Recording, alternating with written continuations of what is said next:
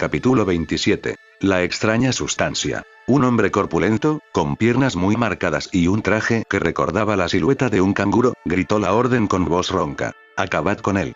En segundos la nave se llenó de ruido. Algunos matones sacaron armas de fuego de gran calibre, otros activaron sus quirks o corrieron a por objetos contundentes.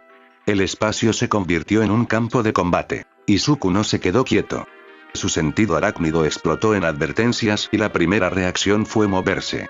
Aprovechó la altura y la agilidad. Lanzó líneas de telaraña en abanico para bloquear entradas rápidas, pegó hilos a columnas y al suelo para crear redes improvisadas que frenaran avances.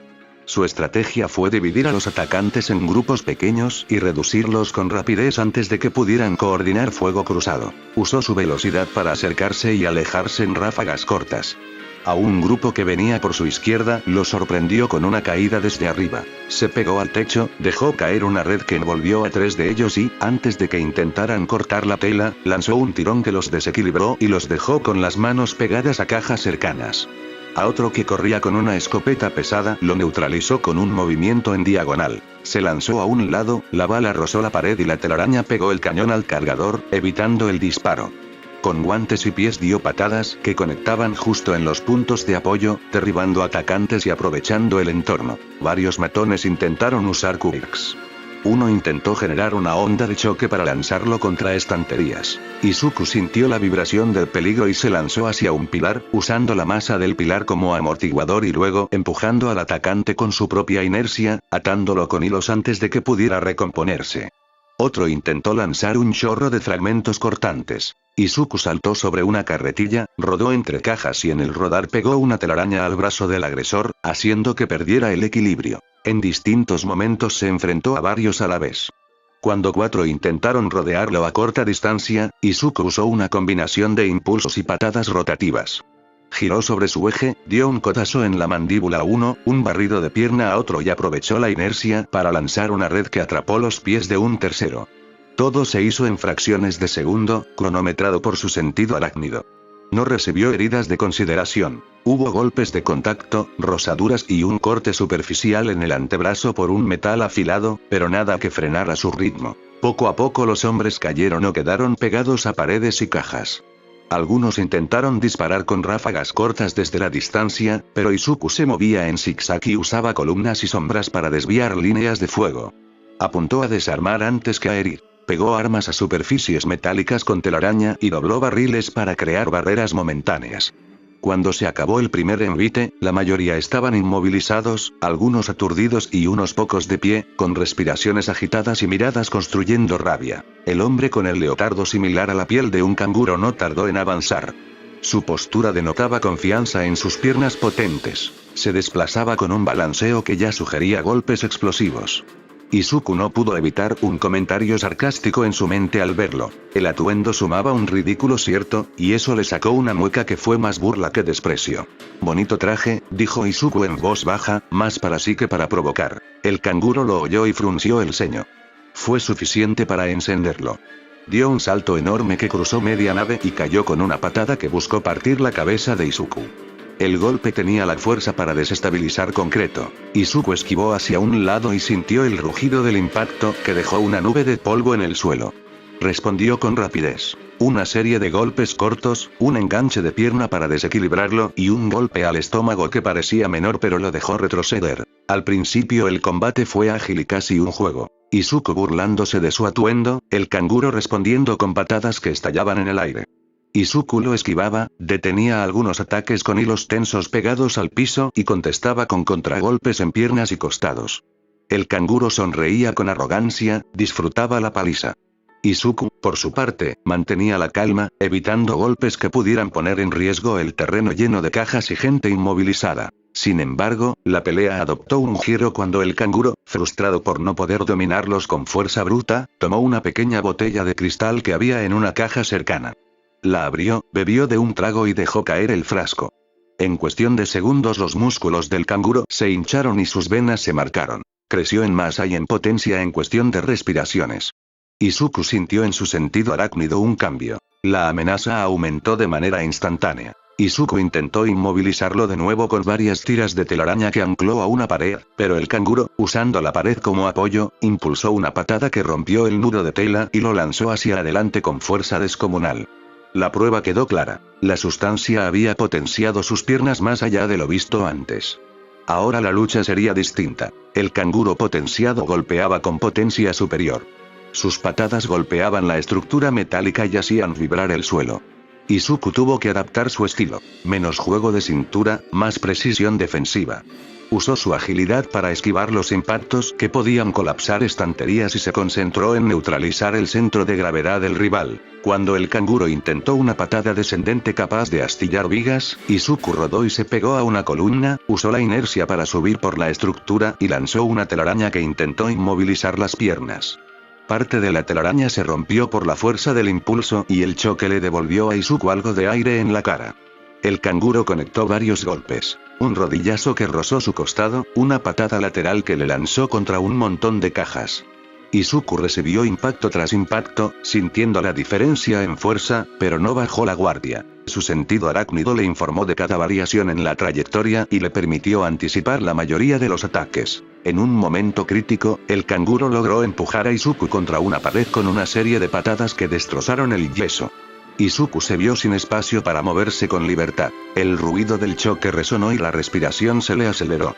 Aún así, con una maniobra calculada, aprovechó la propia agresividad del canguro. Dejó que su ataque lo empujara y al apoyarse en ese impulso Izuku lanzó una red en espiral que envolvió las rodillas del rival, buscando frenar la propulsión.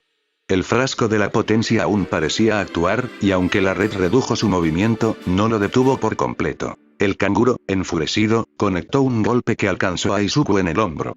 El impacto dolió y le quitó el aire por un segundo. Sin embargo, Izuku respondió con una serie de contragolpes rápidos. Un gancho al mentón, una patada dirigida a un punto de apoyo y una maniobra que desestabilizó el equilibrio del adversario. Con cada intercambio Izuku iba adaptando la táctica. Se concentraba en agotar la movilidad del canguro, en forzarle a saltar y fallar, en usar su velocidad para que el enemigo fallara el golpe. La pelea fue dura. El canguro logró conectar algunos ataques con fuerza suficiente para dejar a Izuku resentido, pero no derribado. Izuku, por su parte, encontró ventanas de oportunidad. Cuando el canguro cargó una patada elevada, Izuku se pegó al techo y lanzó una red que atrapó su pierna en el aire. Con fuerza sostuvo la pierna y con el hombro recibió el embate, forzando al canguro a caer de rodillas. En ese instante Izuku lanzó una secuencia de redes sobre el torso y la cabeza, formando un capullo rápido que limitó el movimiento. Con respiración pesada y el cuerpo temblando por el esfuerzo, Izuku apretó la red final y la fijó bien. El canguro quedó envuelto en un capullo de telaraña gruesa y pegajosa, inmóvil y agotado. No fue una victoria sin coste. Izuku tenía rasguños, magulladuras y la respiración agitada, pero el peligro inmediato había pasado. Con la mayor calma que pudo reunir, Izuku colocó al canguro inmovilizado frente a una columna y marcó la escena para que la policía la encontrara intacta. Llamó por teléfono y reportó la ubicación exacta de la bodega, la presencia de 20 hombres, la captura del personal y la existencia de documentos y armas. Su voz tuvo el mismo tono práctico de cuando alerta a la central. Dio la dirección, describió el estado de los detenidos y pidió que enviaran unidades tácticas y forenses. Antes de marcharse, se acercó a la caja donde había visto el frasco que potenciaba. Había otro igual, con la etiqueta que decía MGH en letras mayúsculas. Lo tomó con cuidado y lo inspeccionó a través de la máscara. No conocía el compuesto ni su origen, pero la etiqueta y la reacción que había provocado en el canguro fueron suficientes para preocuparle. No podía llevarse la evidencia sin entorpecer la investigación, así que dejó el frasco en la caja, marcó el sitio con una pequeña señal de telaraña que solo él entendería y se distanció. Mientras se elevaba entre edificios para volver a su casa, las preguntas le daban vueltas. ¿Qué era MGH? ¿Un estimulante experimental, una droga de laboratorio o un suero de combate? ¿Quién lo distribuía? El hecho de que Tombstone tuviera acceso a algo así significaba que sus recursos iban más allá de tráfico normal. Había ciencia aplicada para potenciar soldados. Pensó en los papeles que había visto en la casa, en los horarios y fotos de la comisión.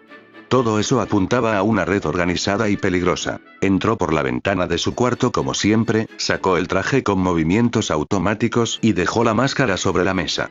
Mientras se cambiaba a ropa ligera, repasó la noche. Inspecciones, prisión improvisada en una bodega, la batalla contra 20 hombres y el canguro potenciado. Llegó a una conclusión que no era nueva pero sí más firme. Apenas estaba rascando la superficie de algo mucho más oscuro. Si Tombstone tenía planificadores, recursos y sustancias como MGH, detenerlo requeriría paciencia, pruebas y tal vez aliados. Se prometió seguir investigando, más cuidadoso y más decidido. Tenía más pistas ahora. ARM, partes de placas, la ribera, y la etiqueta MGH. No eran respuestas completas, pero eran suficientes para continuar. Se recostó un momento y, antes de cerrar los ojos, pensó en voz baja. No me rendiré. Si esto va más hondo, iré más hondo todavía. Con esa resolución se dejó caer en la cama, sabiendo que mañana habría más calles que revisar y más información por juntar. La mesa estaba puesta con platos sencillos. Arroz, sopa y un par de guisos caseros. La luz del mediodía entraba por la ventana de la cocina y bañaba el comedor con una claridad cálida. Inko y Suku comieron despacio, sin prisa, moviendo la cuchara entre bocados y miradas de vez en cuando. El ruido de la ciudad se colaba por la ventana, pero dentro de la casa todo se sentía calmo, casi doméstico. En la tele, un reportaje ocupaba la pantalla. Mostraban imágenes de la bodega donde había actuado Spider-Man la noche anterior, los recortes forenses y material incautado. Naomi Kurosawa narraba con voz firme. La última gran operación había supuesto un golpe fuerte para Tombstone, decenas de arrestos y un cargamento incautado que afectaban las calles. La cámara pasaba por fotos de cajas abiertas, armas, documentos y algunos detenidos esposados. La voz del reportaje ponía énfasis en que la intervención había limado la capacidad logística de la banda esa semana. Se hablaba de pérdidas de material y de puntos de venta clausurados temporalmente gracias a la intervención de Spider-Man. Inko dejó la cuchara a un lado y miró a su hijo con los ojos clavados en la pantalla, luego en él. Tenía en la cara esa mezcla de alivio y preocupación que Inko siempre mostraba cuando escuchaba de intervenciones peligrosas. ¿Tú estuviste por ahí anoche?, preguntó sin rodeos, con la voz baja y directa. Izuku tomó un sorbo de sopa antes de contestar. No quiso dramatizar ni ocultar cosas. Habló con calma, usando palabras sencillas. Sí, dijo. Estuve en una bodega en Los Bordes. Encontré papeles y capturé a varios hombres. No fue lo único, pero sí el lugar más grande que he visto. Inko frunció el ceño. Su preocupación venía de siempre. Miedo por el cuerpo de su hijo, por lo que podría pasar si se exponía demasiado. ¿Estás seguro de que no te metes en algo más grande de lo que puedes manejar?, preguntó. No quiero que te pase nada por intentar arreglar calles abandonadas. Izuku la miró, con la voz tranquila y firme. Lo sé, mamá. Pero eso que encontré no es solo droga. Había documentos sobre horarios y puntos de la comisión. Si eso cae en malas manos, puede ser muy peligroso. No puedo hacer como si no lo viera. Inko suspiró y besó la mesa con la punta de los dedos, la misma mueca de miedo que siempre hacía cuando él hablaba de patrullar. ¿Y ahora qué piensas hacer?, insistió. ¿Seguirás tú solo? Izuku la miró con cariño y una seguridad que no sonaba a soberbia, solo a responsabilidad. Voy a seguir, pero con más cuidado. Avisé a la policía de lo que encontré. No pienso meterme en una lucha abierta en lugares donde hay armas y documentos importantes. Necesito organizar los pasos, no arriesgarlo todo. Inko asintió, pensando en su hijo y en la ciudad. No le agradaba la idea de que Izuku se jugara la vida así, pero confiaba en su juicio y en el propósito que mostraba. Prométeme que vendrás a casa, dijo ella. Que si las cosas se ponen feas, vuelves. Lo prometo, respondió Izuku. No dejaré que esto me consuma. Lo que quiero es detener esto, no perderme en el intento. Se quedaron un rato más viendo el reportaje que terminaba con imágenes de la policía cargando cajas al camión. La voz en off cerró diciendo que las autoridades continuaban con las investigaciones. Inko siguió sin hablar. Izuku miró la pantalla un momento, recordó la bodega, las cajas y la etiqueta MGH en un frasco que había visto, y luego bajó la vista hacia su plato. De vuelta en la escena, la bodega estaba llena de ruido oficial. Luces azules y rojas barrían la fachada metálica. Agentes con chalecos forenses movían cajas con guantes y bolsas numeradas. Camiones de la policía descargaban material en cajas marcadas para pruebas y las patrullas custodiaban la puerta. El aire olía a gasolina, aceite y a la tierra húmeda de la zona portuaria. Todo se organizaba con método. Se sellaba, se fotografiaba, se embalaba. Naomasa llegó junto al grupo de investigadores con paso firme. Su interés principal no era solo la bodega en sí, sino la presencia de Spider-Man en la escena. Para él era importante saber qué había sucedido y por qué un vigilante no registrado se había visto involucrado en una operación tan grande. Caminó entre mesas improvisadas donde técnicos forenses clasificaban objetos, y miró los sellos, etiquetas y las fotos de la mesa principal. Los agentes lo reconocieron y le dieron un resumen en voz baja de lo que estaban sacando: armas de alto calibre, documentos, teléfonos desechables y paquetes con sustancias. Uno de los técnicos forenses llamó su atención hacia un fragmento en el suelo: trozos rotos de un frasco de vidrio esparcidos entre fragmentos de embalaje. Estaban etiquetados y colocados con cuidado para el análisis. Naomasa se acercó y observó con calma mientras un especialista le explicaba el resultado preliminar. Hemos tomado muestras y empezado análisis, dijo el forense. Por lo que vemos en la cromatografía y en las pruebas preliminares, se trata de una droga con componentes atípicos. Tiene una base estimulante, pero también compuestos que parecen alterar la función muscular y la expresión del Kirk. Naomasa alzó una ceja, atento. ¿Alterar la expresión del Kirk?, repitió, controlando la voz. Sí, respondió otro técnico. En los análisis hechos al detenido conocido como Canguro hallamos rastros de esta sustancia en sangre y tejidos. Los exámenes muestran niveles que explican el aumento de masa y potencia que vimos en la detención. Aún no tenemos la fórmula completa, pero la hemos marcado como MGH de forma preliminar. Los dos técnicos le mostraron una hoja con resultados e imágenes tomadas del cuerpo del detenido antes de ser atendido. Había datos médicos, picos de proteínas y respuestas inflamatorias asociadas a la ingesta. Las pruebas sugerían que el compuesto actuaba sobre rutas bioquímicas que aumentaban la capacidad de activación del Kirk, especialmente en variaciones mutadas. Naomasa apretó la barbilla. La mezcla de elementos criminales y científicos le dio una sensación de alarma inmediata. No era solo tráfico. Alguien estaba suministrando una sustancia que convertía a mercenarios en soldados más peligrosos. Los forenses añadieron: si eso hubiera salido a distribución, los efectos habrían sido múltiples. Incremento de violencia en las calles, casos de sobredosis y, por lo que vemos, mejoras temporales de ciertos Quirks mutantes. Naomasa tomó nota en su libreta. La cifra era grande y el nombre provisional MGH resonó en su cabeza. Miró alrededor. Cajas con etiquetas, papeles con planos y las fotografías que se habían encontrado en la casa que Spider-Man había denunciado. Todo estaba conectando. Naomasa se acercó a los técnicos para saber más. Preguntó por los tiempos, por la procedencia de la sustancia y por cualquier rastro que pudiera apuntar a un laboratorio o proveedor. Los especialistas le respondieron con cautela. Los análisis estaban en proceso, había muestras retiradas de los frascos, de la ropa y de los detenidos, pero no habían descubierto aún el origen químico exacto. Lo que sí podemos decir, dijo uno, es que la acción de la droga parece aumentar la producción o la disponibilidad de proteínas y factores que facilitan la activación del Kirk. Naomasa asintió con gravedad. La idea de una droga que potenciara Quirks lo puso en alerta profesional y personal.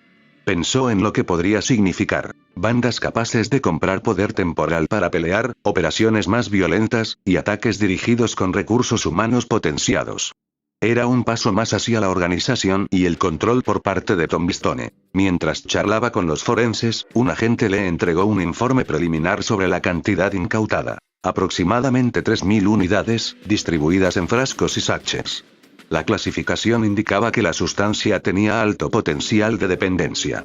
Naomasa apretó los papeles entre las manos y miró las manos curtidas del equipo que trabajaba. Su mente no dejaba de volver a Spider-Man. La intervención del vigilante había impedido que gran parte de esa sustancia llegara a la calle.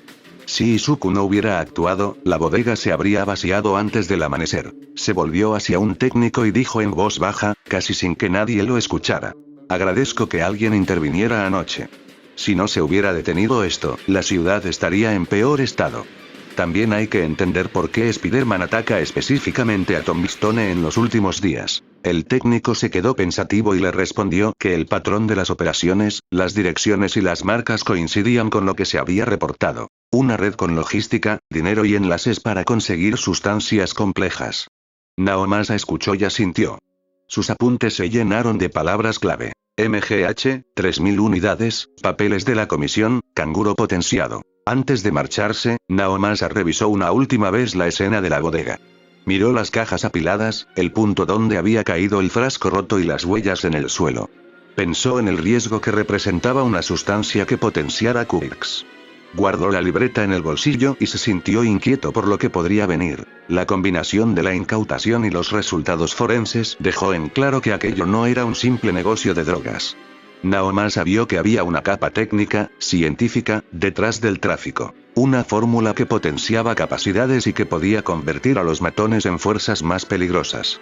Además, la presencia de documentos y planos que señalaban vulnerabilidades de la comisión añadía una amenaza estratégica. Mientras el personal continuaba embalando pruebas y la policía cerraba perimetrales, Naomasa permaneció un momento en silencio mirando la bodega. Pensó en Spider-Man, en el joven que había actuado esa noche. En su cuaderno escribió una nota breve. Seguir la pista MGH. Averiguar origen. Coordinar con forenses. Revisar cámaras de la ribera. Contactar con Nesu. Tenía la sensación de que la investigación apenas empezaba y que lo descubierto podía arrastrar más piezas ocultas. Con la libreta cerrada, se alejó hacia su coche. En la radio del móvil, un mensaje corto le recordaba que debía mantener la discreción sobre la implicación de vigilantes no registrados. Naomasa guardó todo en la cabeza. La gratitud por la intervención, la preocupación por la sustancia y la certeza de que ahora tocaría profundizar para entender hasta dónde llegaba Tombstone y quiénes estaban detrás de MGH.